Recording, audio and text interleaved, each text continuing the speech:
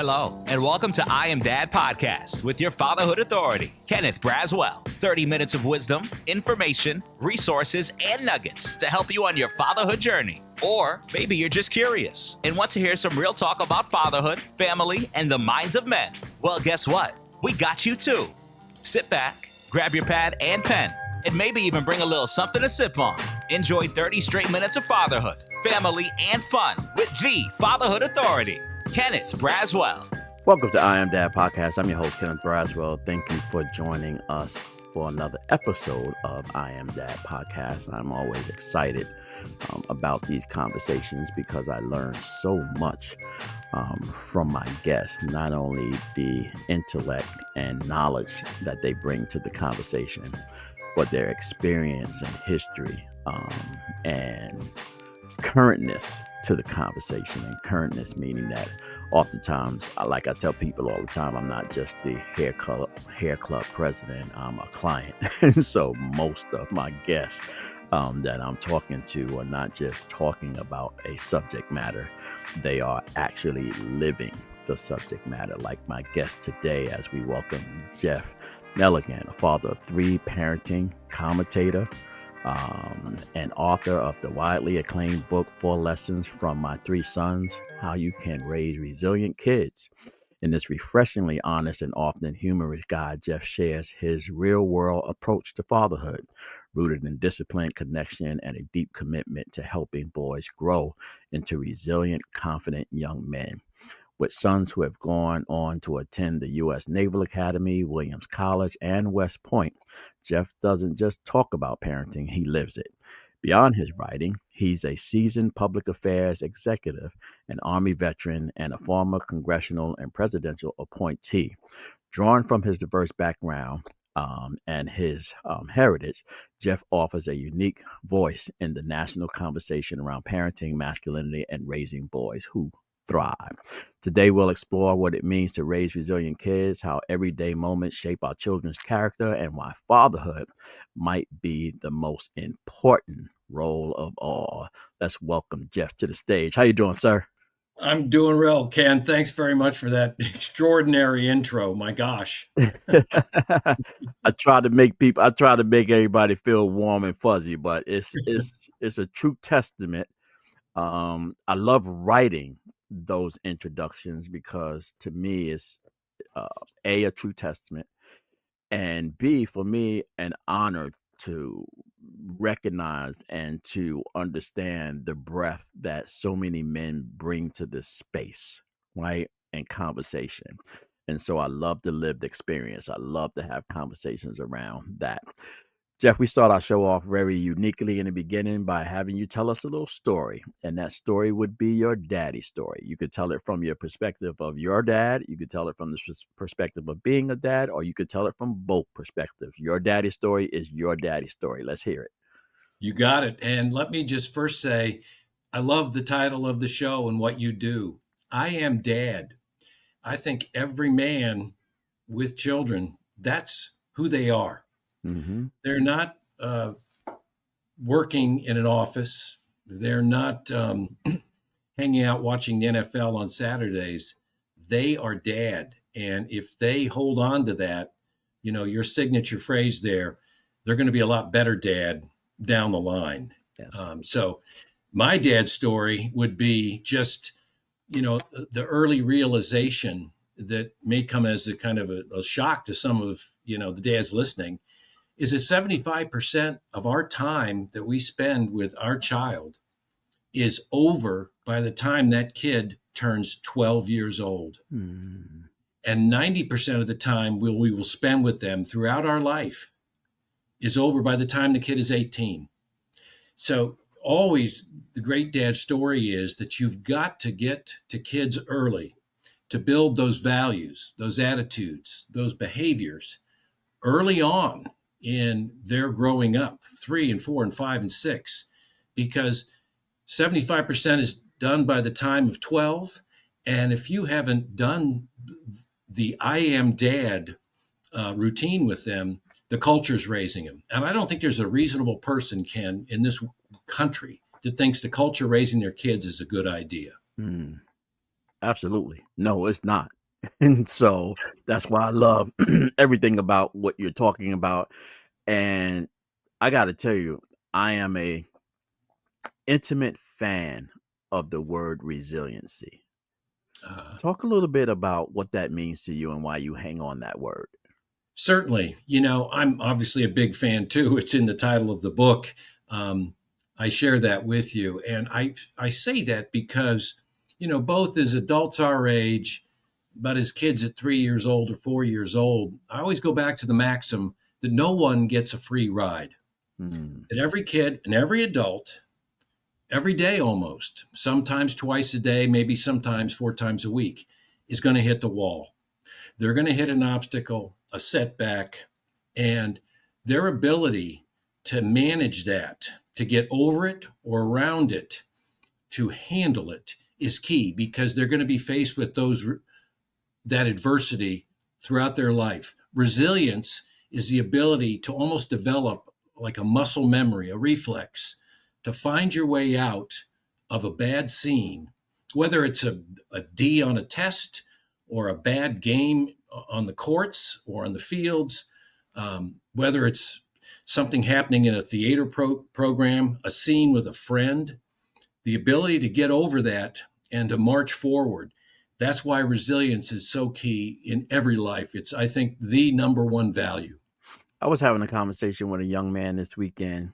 Um, Impromptu conversation too. I was at a friend's house who was celebrating the graduation of his son. The young Mm, man was sitting there just starting out his career. And he was just asking so many questions. He was so open. And you had all of us kind of like seasoned guys around the table, and we're trying to give him the one, two, threes and ABCs of life. And as I'm listening to him, I'm like, we're not really answering his questions. Like he's trying to get to a concept, and you all are trying to get to a task.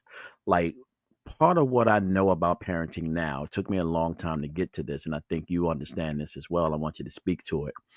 Is that when we were raised as young boys, um, our parenting was more task oriented than character based oriented. And so we were given tasks and told to do this, to do that, to do this, because our parents knew that there were things out there that they could not protect us from. And they didn't have time for us to understand the concept or the why. They just needed us to know you don't do this, you don't do that, you don't do this. Our yeah. children today are a little different than that. They don't respond to task oriented parenting or guidance from anyone, particularly authority. And if Yeah. you don't make it make sense to them, it's very difficult to get through to them. Have you seen that with your children and other kids out there today?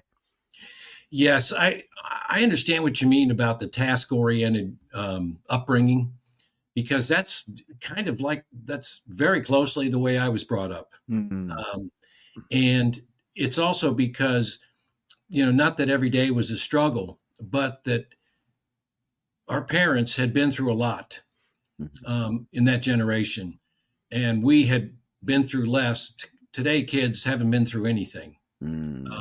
There's so much that they take for granted, and in raising my own children, I was always pushing on them the gratitude factor. Gosh, you should be lucky that you get 3 square meals a day and that you get to play on teams with great coaches and go to this kind of school. Um, and kids seem to be, the word is entitlement, and I'll use it, but Mhm. you're right about the tasks. And the concepts today is, the character. That's where kids seem to be lacking. I mean, the Gen Z, and the book, and I've said this before, there's a multitude of statistics that show that. It's just not anecdotes. Mhm. But you hit a good point because it is character that sees you through all times and all good things and bad things.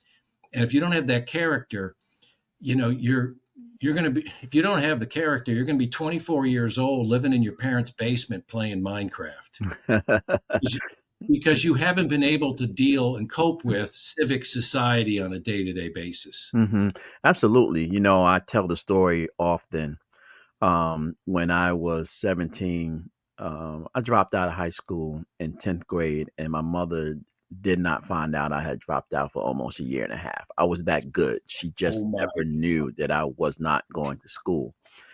And one of the things, Jeff, that I was searching for was belonging. Like I Mm. was a child being raised in a single mother household, didn't have male role model around me, growing up in Brooklyn, New York, with not a lot of prospects and opportunity in the streets for me, other than if I wanted to go the wrong way. And that's not the kind of kid I was. And walking down Utica Avenue one day and passed by a recruitment office and was standing in the window looking at a poster. And I was like, let me go in here and see what this is about. And so I walk into the office, smooth gentleman with his uniform on, and how you doing, young man? You know, what brings you in here? And he goes through the spiel. Next thing I know, I'm calling my mother up because I'm 17. I can't sign myself into the army. I had to bring her up, and then she signed me into the army, and I went into the military. I didn't know if that was what I needed, but when I got there, I realized I was getting exactly what I needed, and that was a framework. Did you think about that as you were thinking about the schools that your sons were going to, that you wanted them to have a particular type of structure around it that you thought they would be successful in life with?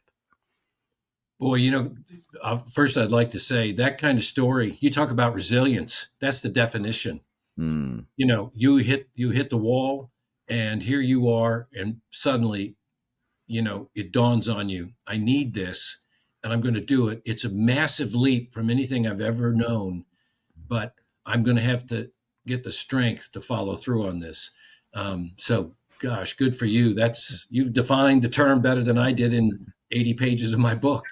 Um, with the boys, my sons, the biggest thing growing up when they were 3 and 4, that 75% figure in the back of my mind, is I always got them involved in teams, mm, athletic teams. And they start out, any kid at 3 or 4 doesn't start out like they're going to be Michael Jordan or Larry Bird, or Magic or Kobe.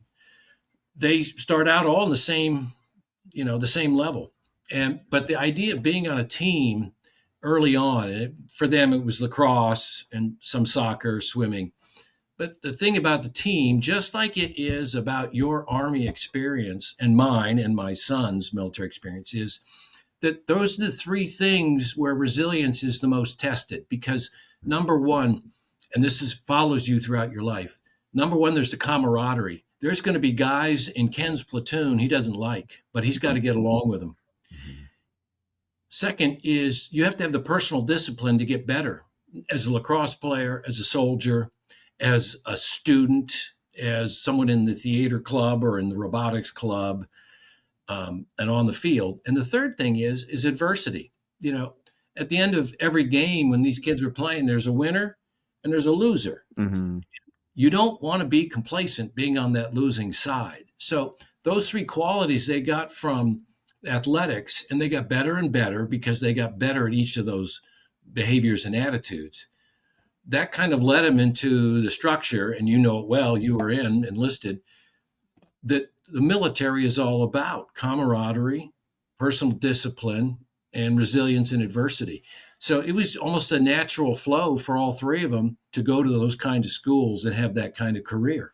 mhm. Do you think they know what they were going into when they went into those schools, or you think they found out once they got there? Oh, they knew. Yeah. They knew. They'd been on, you know, my kids and like kids who have coaches, 3 seasons every year in high school.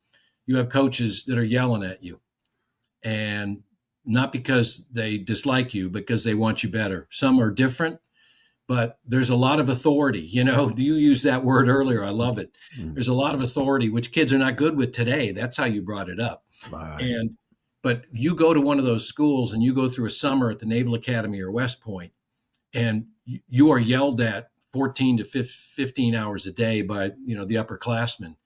And some kids can handle it, and kids who've been on athletic teams really handle it well, and other kids wilt like a Mm, flower in the sun. mhm, And they either they adjust to it and adapt, or they fail. You know, when I was in the Army at basic training, I had this drill sergeant, big, black, badass combat veteran, drill sergeant Harrison. And he was, you know, he was a leader among men, remarkable guy, but he had always this phrase, you know, he says, you know, wherever you are, assess, adapt, advance. And my kids were able to do that. I mean, he taught me that, you know, at an older age, and I still remember him very well and fondly. I think my kids, because of the sports experience all those years, had really, you know, again, they became a reflex and a muscle memory with them to be that way. Yeah. Always, when I reflect back on that time, that basic training time, I think in another life I would have been a drill sergeant. I think in another life I would have been. You know, every time I'm sure you saw Full Metal Jacket, every time I watch Full Metal Jacket, that beginning part of that movie just resonates with me, and it reverberates all through my bones. Oh my gosh. We actually saw that the third day we were at basic training, infantry training at Fort Benning in the June summer of Georgia. We saw that. They pulled us in this big auditorium and showed us that, and then, you know, went out and kicked our rear ends for the next 10 hours. But yeah, that was, I understand. I know exactly what you're talking about. Yeah, and absolutely. That movie, that's the barracks scene, was filmed at Fort Benning, and we used to march by those barracks. They were called Harmony Barracks. We used to march by them every morning. Really? And do you know that scene, the famous scene where he was talking to, can't remember the soldier's name, that was all ad-lib. That wasn't scripted. He came in that morning, and the scene was for him to mimic a drill sergeant. And they didn't know what he was going to do. And he came in, and every time, even today, when I watch that scene, it's kind of like it shakes me a little bit, because I remember my drill sergeant in my face like that. Remember, they had that hat, and they would lean in on you and put the tip of that hat right on your forehead. Boom. Yeah. And, you know, little 17-year-old kid from Brooklyn, New York. I had never been away from home before. And I don't know what, I'm now double questioning, you know, what the hell did you just do? Like, what is this about? What's going to happen to you? And so I actually wrote about it in my first book, my autobiography, and I actually went back to it and I wrote a little bit about it. And then in the second book, but I was really kind of talking about the lessons, right? I was talking about the lessons that I learned from things that I had no idea I would learn lessons from. If you could put your fingers on the top 2 lessons that you think children learn from a military experience, whether it's through prep school, academy school, or the actual military, what would be those 2 things? I would go back to the camaraderie. The closest camaraderie you're ever going to find in your life is in a platoon or a squad of soldiers or, you know, sailors. Just that tightness. And you don't, you know, whether you're on a ship like 2 of my sons were, or whether you're going through West Point, you're placed in, you know, squads, companies, platoons, battalions, that closeness every day with somebody that's endless. That camaraderie is incredible. I think the second thing is, you know, I go back to your word authority. You learn to respond to authority because you respect that authority. I would have jumped off a cliff for Drill Sergeant Harrison, and every guy in that platoon would have.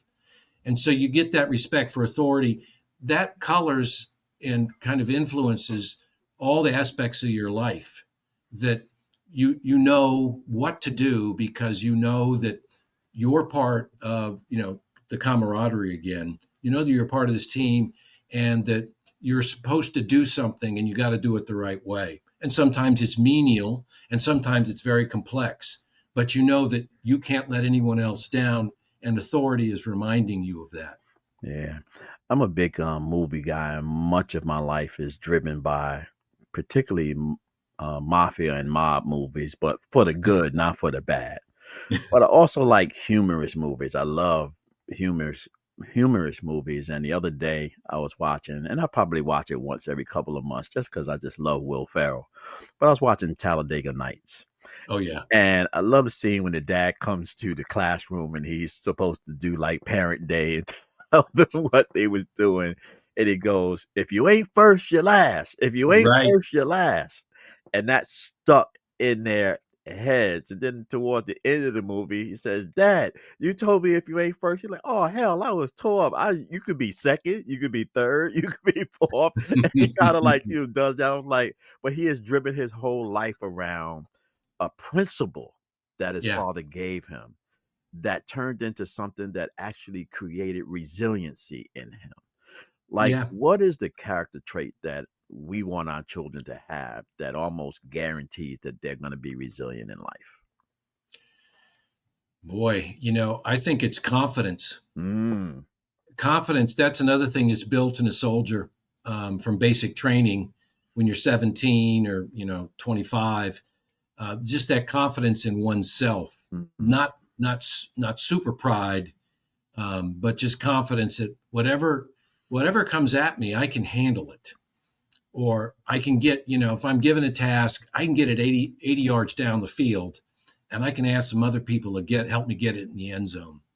If you have that personal confidence, and there's stories throughout the book, 4 Lessons from My 3 Sons, about how I helped these guys obtain that confidence when they were young, again, pre 12 years old. For example, one of the first real tasks, to use your word from the beginning, was we were in a crowded mall in Washington, D.C., indoor mall on a Saturday at 10, and the place is just surging with people and noise and every chaos. And I whipped out my wallet and I took out 3 $5 bills and I gave them to each kid. And the oldest was 7, the youngest was 4. And I said, go get change. Each of you go get change. This is not a race. And I'm not going to worry about the time, but don't come back here unless you have change. And I just sent them off. And I kept an eye on the youngest and, kind of kept an eye on the other 2. But the idea was, this is a task and you have to do it. And yeah, you're in unfamiliar territory around tons of strangers, a strange place. And they ultimately all 3 came back. One kid has struck out a few times. Another kid came back with 20 quarters in his pocket. But they had done this task and they were delighted that they had succeeded. And then, of course, just the tasks got harder and harder. We'd pull up to a 7-Eleven somewhere in the middle of nowhere, and I'd give a $20 bill to the youngest, eldest, middle kid, and I'd say, go get us Doritos, Gatorade, and beef jerky. Alone. Just walk in there, buy all that stuff, pay for it, come on out again. We'll be waiting in the parking lot. Mm-hmm. Then, we go to a restaurant, you point to the middle kid. You're going to memorize all of our orders and give them to the waiter. And then an airport, here's all the paperwork. Go get us 5 boarding passes. Mm-hmm. So if you just keep giving them tests, and tests like that, they gain that confidence, which is, your initial question, that confidence. So that, the 4-year-old who's got the quarter full of 20, the pocket full of 20 quarters, he's the guy who's at 23 years old, 24 years old, is sitting on the deck of a guided missile destroyer on the bridge at midnight in the Persian Gulf. And there's Iranian mines, patrol boats all over the place. He's been selected by the captain of the ship to guide that ship because he's got that confidence. He's evinced that confidence over all the time on that ship. So he's now responsible for 260 guys. That's how the confidence pays off, but it pays off in many other ways that you may not even think about, but it's visible to others. Absolutely. There's a lot of conversation out there now about boys. People are beginning to point towards that boys are being left out. We're not focusing on the development of boys. And some people would even say that boys are under attack right now with terms like toxic masculinity and other things that are describing character traits that we're talking about, right? So to us, it's resiliency, it's commitment, it's confidence, it's those things. And people see those things and describe them as toxic masculinity for our boys today. Why do you think that's happening right now with boys? What is it about us as men, as boys, that there seems to be a society that is either lost hope in us, lost confidence in us, or lost value in us? I think it's it's part of kind of the way the culture has evolved over the last, let's say, 15 years into, you know, um, I don't want to say a feminization of everything, but it's more just the victimhood mentality that we see these days, and just always pushing the boundaries on what's socially acceptable behavior, Mm-hmm. um, and just this revulsion against, I guess, and I'm not sure where it comes from, against males. And you're exactly right. You use the word masculinity, and you used it actually in the beginning, in the introduction. And I agree. Masculinity actually is a good thing, Yes. because it does have all those qualities in it. Just like I would say, those qualities that are in the book and that we've discussed thus far are good to have in young girls, because if a dad's got a daughter, she's getting 75% of her life, by 12 too. It's not just boys. Right. And that if you use those values with females, it's the same thing as with males. Um, and I think sometimes men are their own worst enemies. Yeah. You know, Mm-hmm. the behavior and attitudes, the misogynistic quality of the society. Mm-hmm. Uh, so I think that's part of it. And I also think maybe maybe you've encountered this as a dad and as kind of an observer where you are. The parents just, it seems this generation of, millennials and raising kids doesn't know how to say the word no. Mm. And that they add to that society where everyone gets a trophy, Right. and everyone, we're all going to get along, and we're going to teach to the lowest in the class and all that. And so you lose that boundary, and then other boundaries kind of collapse, and then you get into what you've just said. Toxic masculinity is seen in all boys, which is just not true. Yeah. My good friend Chris Broussard, who is on Fox now, Oh um, yeah. First Things First, and Yep. man of God, Christian based. Him and I have a lot of conversations sometimes about things that are going on. And he has this thing where he says, kids be soft. That's what he says. He says, kids be soft. And Right. one day he Right. said it, and I said, Chris, I said, do you think it is kids be soft or parents be soft? Parents be soft. Mm-hmm.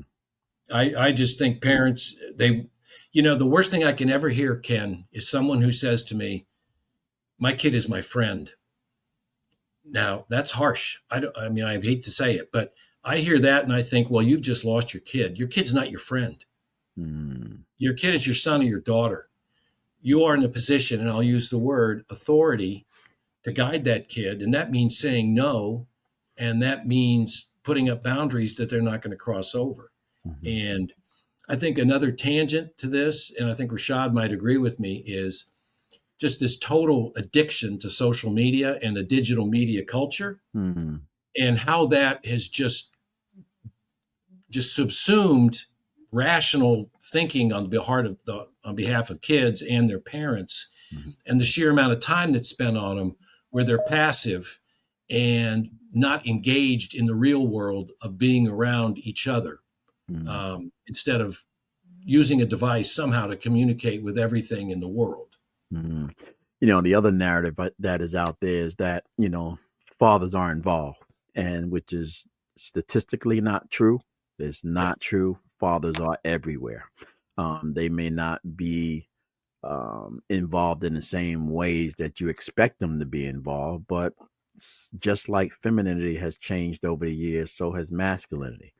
Men are also evolving with the past definition of what it meant to be a man, right? And to Yeah. begin to embrace things like nurturing, right? Nurturing just looks different. Nurturing is not a feminine quality trait.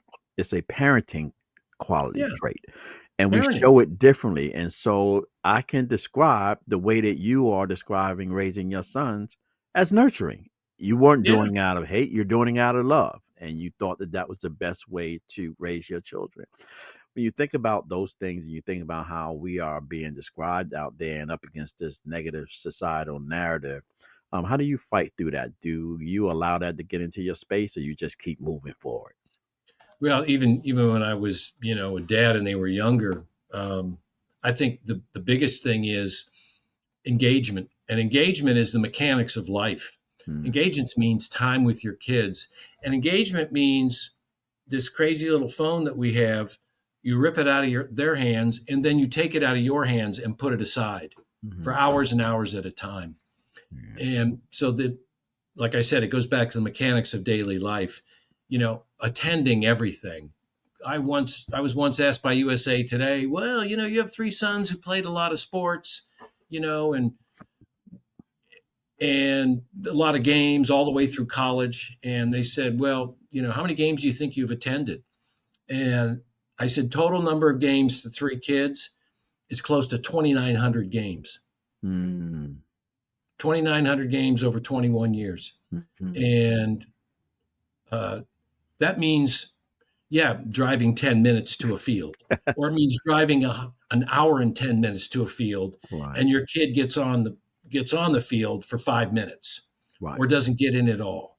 right, Or, you drive 10 minutes to a game, and then you're going back to work at 5 o'clock in the afternoon down to downtown DC, and you're not out until 10. So mhm, but I bring that example up because you can talk about engagement, but you got to live it. You got to stand on those sidelines in rain and snow and blistering heat to show that kid that, hey, you're number one right now, and nothing else is getting in my way. mhm, And that builds that confidence in that kid. It builds that, I'll say your word, the nurturing. mhm. Dad's always there. That's good. So that's the kind of engagement dads, need to provide for their kids. Yeah, even the sports space is changing, right? Because I have a son, so I mean, we're gonna come back because I want to shift and talk about girls for a second, but I want to stay here with boys for right now.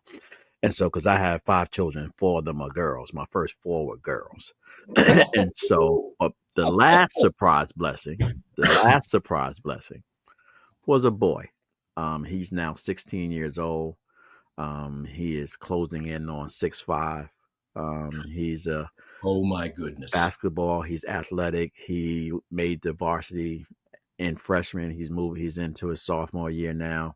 He's an honor student. He's an A student. He's got charisma. He's got the total package. And I'm looking at him and I'm thinking about um, how to nurture what he has to squeeze out the fullest potential of what I believe he can become, even up against like how he believes or how much he believes in himself right now. Because when you talk about what resonated with me, what you just said is you do all that because he's in AAU basketball, and every Oh yeah. weekend, every Friday, he's on a plane going somewhere else, right? And That's sometimes I'm with amazing. him, and sometimes I'm not with him. Like I had this Yeah. epiphany moment, Jeff, last weekend. He's going to Baltimore, and we get in the car, and I'm taking him to the airport, and he's meeting another of his classmates with his dad. And I'm backing down the driveway, and I turned to him and I said, you have your passport? He says, yes, Dad. I was like, you have your boarding pass? I sent it to you last night. He's like, yes, Dad. I was like, do you have the Apple boarding pass? Because I sent it to you to put it in your Apple Wallet. He's like, yes, Dad. He says, I got it all. And there was this moment where I was like, he's got it.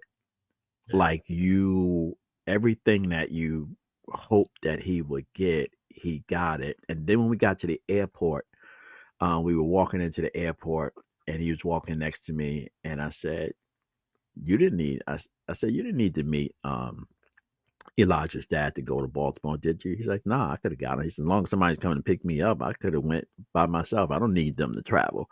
He's 16, and I'm looking at him like, Oh man. whoa, he is becoming. Did you ever have those moments with your boys where you looked at them and you said to yourself, wow, Jeff, you did it. Like you really did it. Yeah, and I like the word epiphany that you used. You get that. I think along the course of the way in all the athletics and everything, and the academics, that was a huge part of their life too. Mhm. You get to that point where they're applying to colleges, and they're tough schools to get into, the academies and Williams. And, they've done all the right things. They've made the visits. And you just sit back and you're waiting to hear from these schools, and, you talk with them, and it kind of wells over you. And it did with each kid. Man, this is a together cat.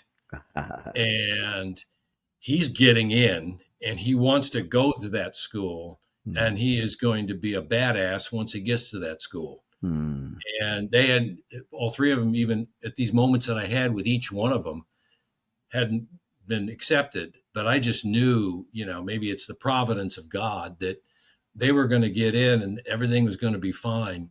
And so it's similar to that moment, but a 16-year-old on a plane to Baltimore to play, AAU, which is high-end b-ball. I mean, you've already crossed a lot of bridges for him to have the talent and the maturity to do that, at 16.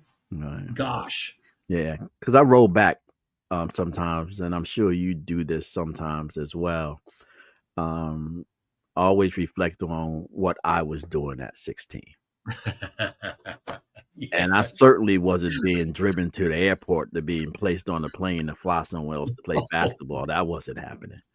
And so I No. reflect in that way, but I do the same kind of reflection with my girls, right? So with the girls, it is, so what kind of boy was I at this age, and how did I treat girls their age? And what do I have to equip them with to ensure that they understand what we boys are looking for and what it is we're trying to get at? Do you, or have you had conversations with your boys? Because the other thing I used to say about my son is, people would say, "Oh, he's such a great kid. You're raising him to be such a great kid." And I always used to respond by saying, "I'm building someone's husband." That's pretty clever, Ken. I like that. Wow. I don't think I've ever heard that in all the conversations I've had about parenting. We're talking thousands. Right. That is a classic. Yeah. Yeah. Building someone's husband, because I know what I needed to be to my wife, and I know what I have expectations of my girls finding. And I want to ensure that there's a special girl out there somewhere that's going to benefit from who he becomes. Yeah, that's that's a godly utterance that you just had. I mean, that's so profound. No dad would ever, or mom would ever even think that about their son. But wow. So it's just, Go. but it creates a frame of mind, right? It creates Yeah. a framework for really what it is you're trying to do with your boys. Do you think that we do need to pay more attention to our boys with respect to like who we desire them to be with when they're ready for that? Yeah, no question about it. And, you have the hard conversations when they're young and you keep pounding at them, but then you just hope that they're close enough to their mom that they understand that, females are a treasured class. And, that works out. The girls are better as friends than anything else. And, I was lucky. Two of my sons are married. So, they're set, but we, those conversations were had, and, but not quite with that kind of, elegance of phrase. I'll tell you that. Yeah. When you see them interacting with their families and their wives, do you see you in them? Yeah. I mean, portions, the humor, the joking around, the work ethic, the confidence, they're easygoing guys. They're leaders. They lead dozens and dozens of men and women. That's their job every day. Yeah. And they take tremendous responsibility upon themselves. I mean, they have it. They're given it by the service, by the Navy, and the one who was in the, West Point. So they have that, they're adults. They're men.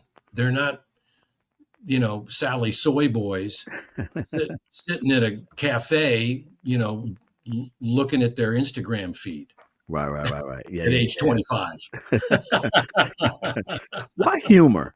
What does humor bring to the party? What does that Yeah. do for you?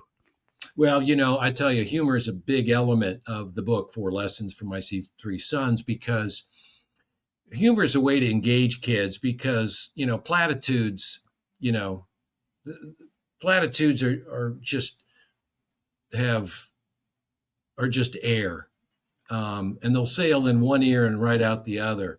But if you can make something funny, then you've got a kid's attention. Mm, And if you continually keep things in a lighthearted mode, you can really drive home lessons that you couldn't drive home if you were stern or, like I say, on the platitude machine, which kids are just going to zone out. Adults zone out of platitude. So why could kids should be any different? hmm Yeah, for me, I'm humor too. My family, we all just are jokesters. My Yeah. son, however, is a undercover comedian. Like when you see him, you don't know he's funny, but if you press him in the corner and he has to respond to you, he is just sharply funny. Of Yeah. your three kids, which one is the funniest and why? Middle kid is the funniest. He's Really? just a funny guy. In fact, one time, this kind of says it all. One time we were at the Naval Academy and he was playing on the lacrosse team.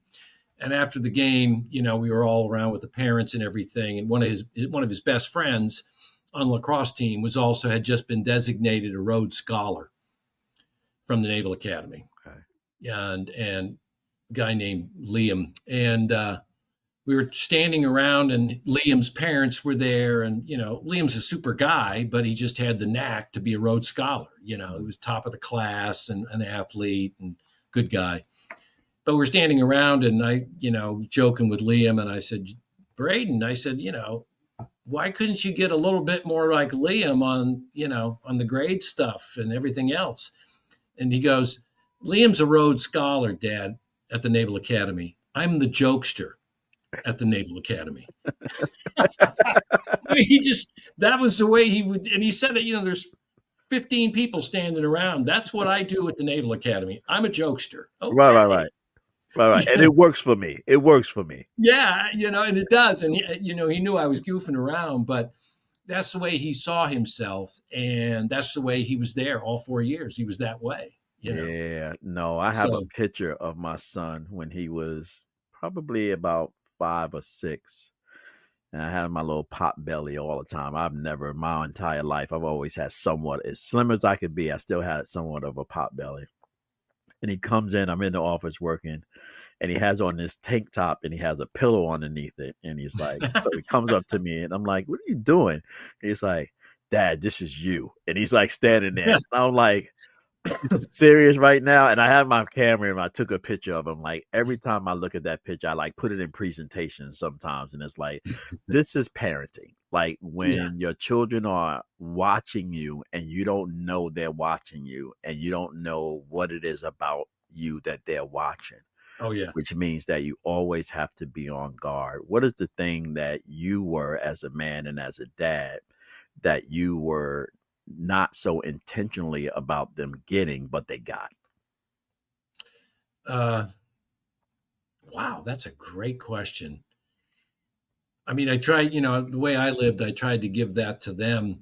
I think they were a little bit more thoughtful than I was. Okay. Like you were saying, when at 16, was I getting on a jet, to go to Baltimore to play in a high stakes basketball tournament. At 16, I was a punk. At 22, I was a punk. Mm-hmm. These guys are so much more mature than I was at that age and more thoughtful about things. Mm-hmm. I mean, it's decisions that they have made, from 16 onwards all the way till today are decisions that I could have never even conceived of when I was their age. Wow. They're just smarter. They're smarter, maybe, is the best way Mm-hmm. to put it. Yeah. Yeah. You also are in politics. Yes, sir. What is it I about was. I was. was? Yeah. Was going to say was, but I didn't want to say that because I wasn't sure if you're kind of still dipping and dabbling in it. But what was it about that space that your boys would glean from seeing you in the political space? Because that could be somewhat different from the disciplined military space.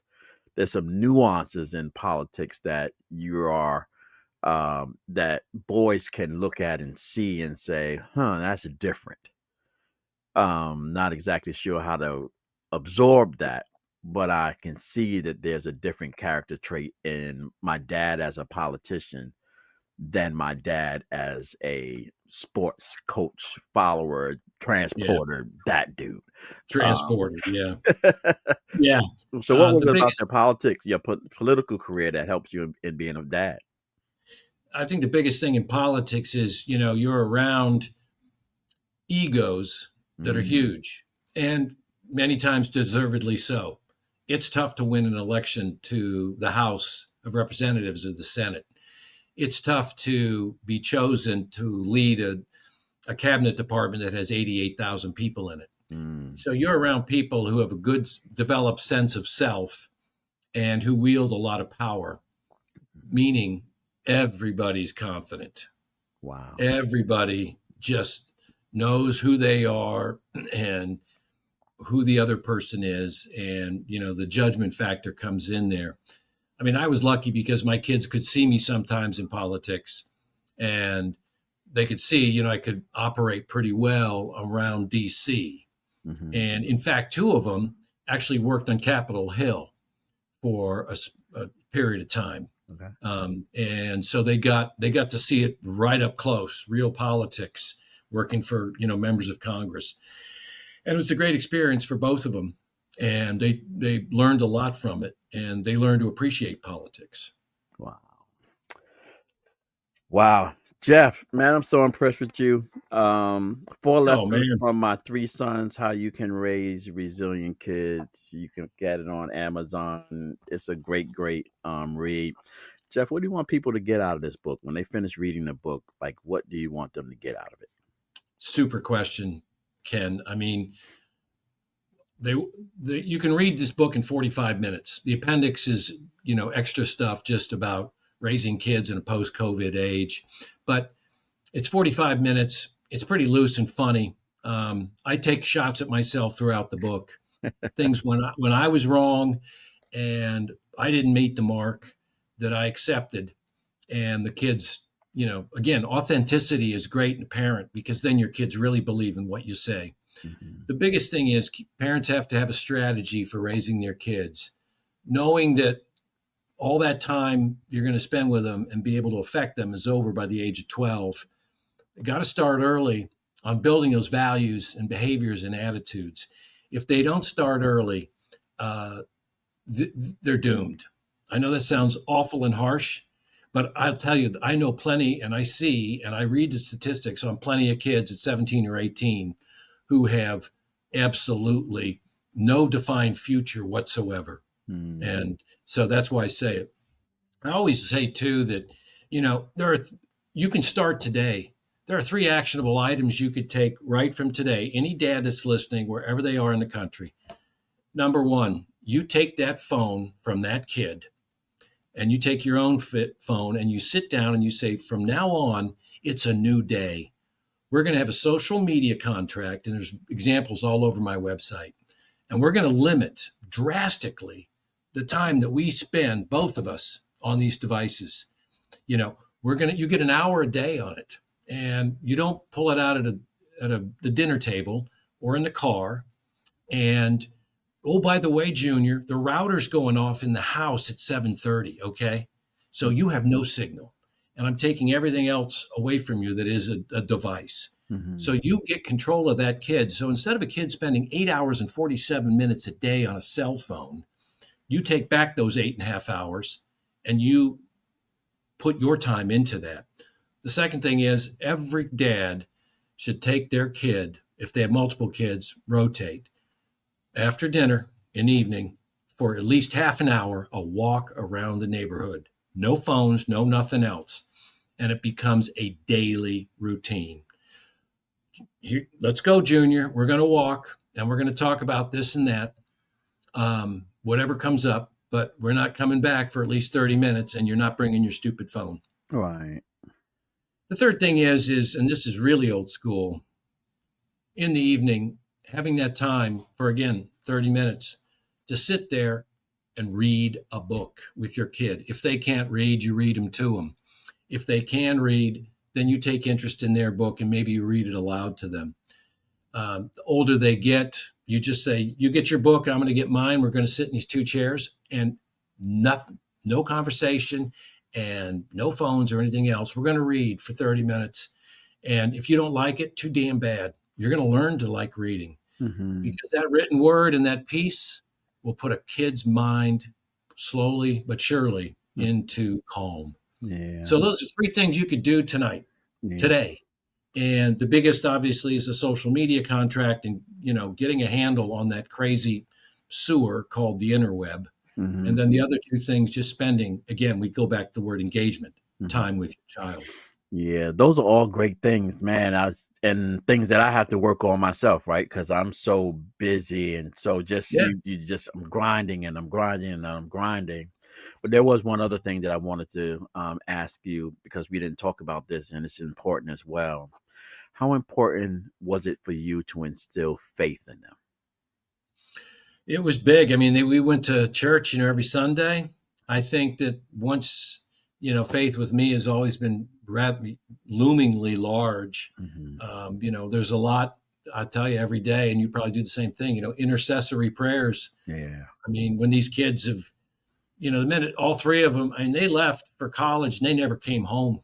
I mean, one kid, I had three kids deployed, one in Far East, one in Persian Gulf, another kid still up at West Point, but he was at different bases around in the South. So intercessory prayer, faith is key. And I think it just gives you that strength. And it's also it's a guide, the various portions of the Bible serve as a guide, but it's also just a way of living. And if your kids see that, again, that they see you're genuine and you try to live a certain way, they're going to pick up on that. Yeah. But my thing about that is you have to have something to believe in. Oh, yeah. Right? When you can't believe Yes. in yourself, or when it doesn't make sense, or when you don't have the answer, or when you don't know where to go, like your faith has to be the backdrop. That was always, even when I went to the military searching for myself in those moments that I didn't know what was going on. Yeah. My confidence was in, I don't know why I'm here, but wherever God has me here, I'm going to wait until it manifests itself and the understanding comes upon me so that I can understand the value in this. But what I'm not going to be in this moment is fearful. Right. Yeah. And if you can escape fear, again, that's, you're kind of going back to your first question way back, the resilience. It's your favorite quality.